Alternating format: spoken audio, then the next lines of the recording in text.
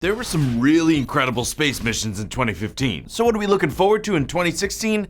Let me tell you. Hey everybody, I'm Patrick Jones for Buzz60. The space tourism industry is going to be working out the kinks all year long. There are companies that already have flights booked up for a while once they get everything checked out, which honestly is rushing it. First off, you're in danger. And number two, the longer you wait, the better chance you'll have of getting a Groupon. In September, NASA's launching a craft that's going to go to an asteroid and scoop up 60 grams of material and bring it back to Earth in 2023, where they'll be able to test it, which is huge because the European Space Agency said the comet they landed on might have life, but they didn't have the instruments on board to test that. Basically, NASA's saying, don't worry, we've got it.